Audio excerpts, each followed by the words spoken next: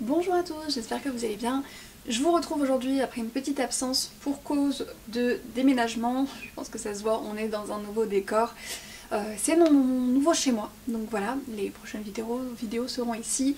J'ai investi dans un fauteuil de lecture, donc voilà, je mise sur le confort dans cet appartement. Je me fais mon petit chez moi petit à petit, ça prend forme doucement mais sûrement. Et suffisamment du coup pour que je puisse vous tourner des vidéos. Je vous en avais promis certaines qui du coup ne sont plus tellement d'actualité, mais le bilan du Pumpkin Autumn Challenge devrait arriver bientôt et mon book haul du mois de novembre aussi. Mais en attendant, je suis là aujourd'hui pour vous présenter ma pile à lire du Cold Winter Challenge. C'est un challenge auquel je n'ai jamais participé jusque là parce que les menus me faisaient pas forcément envie, je m'étais pas plus que ça intéressée au Cold Winter Challenge, mais cette année c'est Laure de la chaîne L'Enluminé qui le reprend et Laure est une booktubeuse que j'apprécie énormément. Donc je suis ravie de participer au challenge cette année et en plus les menus m'inspirent bien. Et c'est parti, je vais vous les présenter tout de suite. Donc le premier c'est le menu Magie de Noël avec la catégorie Under the Mistletoe. Donc dans cette catégorie, il fallait parler d'une romance de Noël ou d'un feel good qui se passait sur la période de Noël Nouvel An.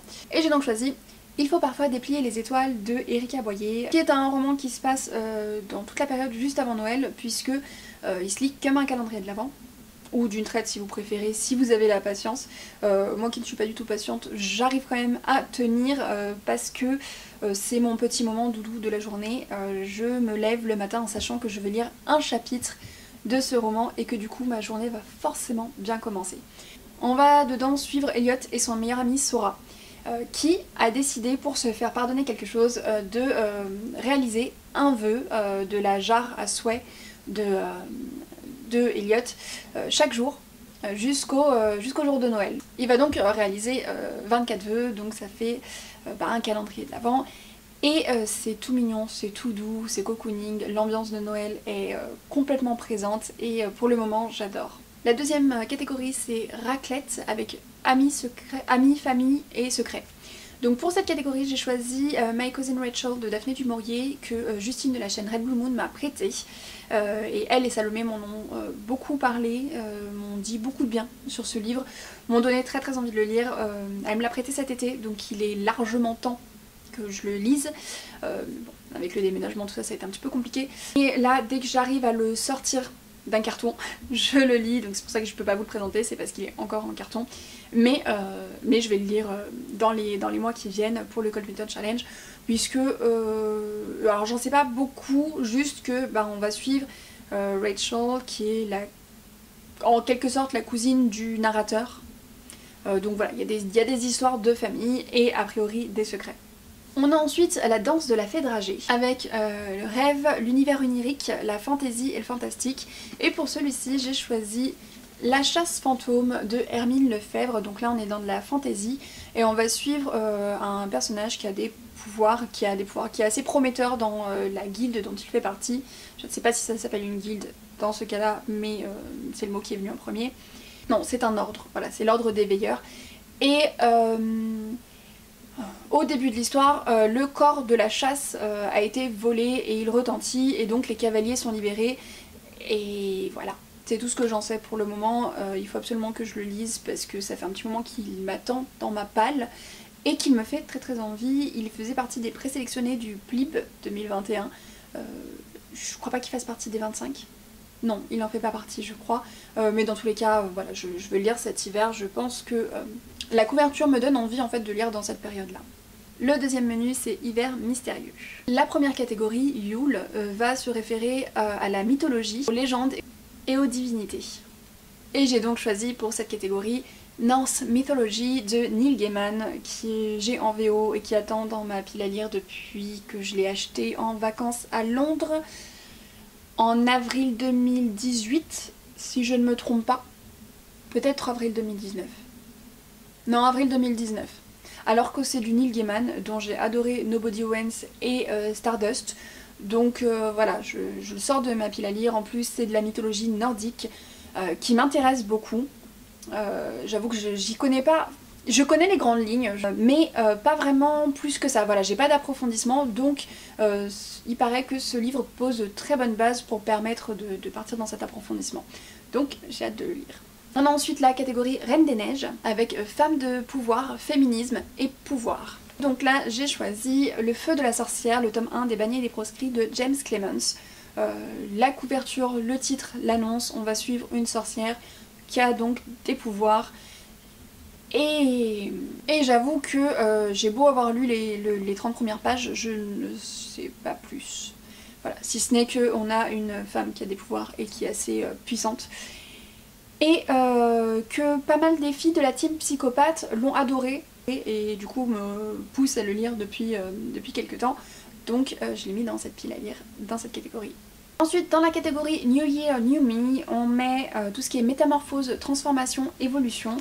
Et j'ai choisi de mettre Mystérieuse Sibérienne de Olga Soboleva. Il s'agit d'une autobiographie d'une femme relativement jeune. Si je me trompe pas, au moment où elle a créé, elle devait avoir 40 ans. Quelque chose comme ça, mais qui a une vie assez atypique, assez originale et qui a, du haut de ses 40 ans, a déjà un bon vécu et des choses intéressantes à raconter. Donc j'ai hâte de le lire.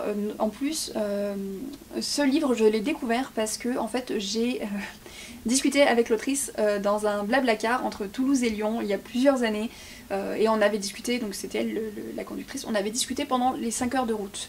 Voilà, elle était extrêmement intéressante, on avait vraiment bien accroché, donc j'ai hâte de découvrir un petit peu plus de son histoire, de sa vie. On passe au menu suivant qui est Marcher ensemble dans la neige. Et la première catégorie c'est les Reines du Père Noël, avec tout ce qui est animaux, nature, écologie. Ça ressemble un petit peu à un des menus, enfin des sous-catégories du Pumpkin Autumn Challenge, et c'était celle pour laquelle j'avais pas trouvé de livre à mettre dedans. Et donc du coup je n'ai toujours rien à mettre dedans pour le moment. Mais ça pourrait changer dans les semaines qui viennent. Je vais déjà refouiller le fond de ma pile à lire puisque je vais finir de déballer mes cartons. Donc il y a peut-être des choses qui vont apparaître que j'avais un petit peu oubliées. Parce que quand on a une pile à lire de 300 livres, on a tendance à un petit peu oublier ce qu'on a dedans. Ça arrive. Et puis sinon, je verrai dans les livres que je vais m'offrir dans les mois qui viennent s'il y a quelque chose qui peut rentrer dans cette catégorie. La catégorie suivante c'est Aurore boréale, avec Aventure, périple, voyage. Et là j'ai choisi Naissance d'une aventurière de Clotilde Vandeplat. Donc voyage, non c'est un périple au bout du monde. Il y a même le mot périple en plus de aventure. Et donc c'est un récit de voyage auto-édité. Et on va suivre donc du coup l'autrice qui part en Australie. Et elle nous raconte comment elle a préparé son voyage et surtout comment ça s'est passé là-bas. Et pour moi qui ai tellement envie de voyager, pas seulement ces derniers temps mais tout le temps, et qui rêve de partir en Australie, et voilà, ça me donne très très envie de découvrir comment ça s'est passé pour elle. On a ensuite la catégorie Carol of the Bells, donc avec un roman choral, ou un roman où on suit plusieurs... Enfin, il arrive la même chose à plusieurs personnages en même temps séparés. Je sais pas trop comment expliquer cette catégorie, je suis pas sûre d'avoir tout à fait compris, mais j'ai choisi un roman choral. Voilà. J'ai pris Legend de Marie-Lou, où on va suivre Day et June. June, c'est ça son nom? Oui, Day et June. Je l'ai acheté à l'époque où je vivais à Londres. Je l'avais commencé à ce moment-là, je l'ai jamais poursuivi alors que j'avais bien accroché. On en avait beaucoup entendu parler à sa sortie, donc j'ai hâte de me remettre dedans et puis d'aller au bout. Déjà au bout du premier tome et puis peut-être au bout de la saga puisque j'ai les 3 tomes dans ma pile à lire. On a ensuite le menu Hiver obscur. La première catégorie c'est Fantômes des Noëls passés, avec fantômes revenants, voyage temporel et jeu avec les époques. Et donc pour celui-ci j'ai choisi Passenger de Alexandra Bracken, qui est un roman dont je ne sais rien, à part que c'est une duologie, voilà, j'ai pas le deuxième tome mais c'est une duologie. J'adore la couverture que je trouve absolument sublime et il y a du voyage dans le temps. Voilà, globalement c'est tout ce que je sais et moi je l'ai en VO mais je sais qu'il a été traduit donc voilà, il rentre parfaitement pour la catégorie pour les voyages dans le temps et ça fait des années et des années que je l'ai dans ma pile à lire. On a ensuite Frissonner sous un plaid avec horreur, épouvante, thriller et suspense. Et donc pour celui-ci, j'ai choisi un qui était déjà dans ma pile à lire du Pumpkin Autumn Challenge et que je remets là. C'est ça de Stephen King. Je trouve cette édition magnifique, j'adore mon édition. que je lis en lecture commune avec les filles de la team psychopathe, mais je suis hyper en retard sur la lecture commune, donc voilà, il faut que je me rattrape, il faut que je les rattrape. Et surtout que j'avais déjà commencé ce tome-là une première fois il y a quelques années, enfin, il y a 2 ans. J'avais lu une centaine de pages et j'avais vraiment bien accroché. Et là, je l'ai recommencé et j'ai lu 60 pages, j'ai encore bien accroché, mais je suis constamment interrompue. Et le fait qu'il fasse 600 pages fait que quand je suis interrompue, j'ai un peu mal à le reprendre. Donc voilà, mais cette fois, ça va être la bonne. Et enfin pour ce menu, on a Nuit du solstice, avec un livre de moins de 300 pages. Donc ça m'a permis de me rendre compte que je n'ai que des pavés dans ma pile à lire, puisque j'ai eu beaucoup de mal à trouver un livre de moins de 300 pages. Enfin, en trouver un que j'avais envie de lire à cette période. Mais finalement, j'ai trouvé Pardon de Erika Boyer qui fait 299 pages. Donc ça rentre dedans. Il s'agit du premier roman de Erika. J'ai lu quasiment tous ses autres romans depuis. Mais le premier, je m'y étais pas encore mise, même si je l'ai acheté depuis quelques mois maintenant. Mais je me suis pas encore lancée dedans parce que j'avoue que j'appréhende un petit peu. Puisque ça va parler de relations incestueuses entre un frère et une sœur. Et c'est un sujet qui me met assez mal à l'aise, donc je sais pas trop ce que ça va donner, mais je fais confiance à Erika pour toujours traiter ces sujets de manière intelligente et bienveillante, donc on verra bien. je me lancerai enfin pour découvrir ce premier roman. On passe au menu bonus, qui n'est du coup pas obligatoire et qui peut remplacer n'importe quel autre menu si on le souhaite, enfin si on préfère celui-ci par rapport à un autre. Moi ce sera pas mon cas, je vais essayer de le lire en plus. Il s'agit du menu Au chaud devant la cheminée. La première catégorie c'est grands enfants, donc il faut lire un livre jeunesse.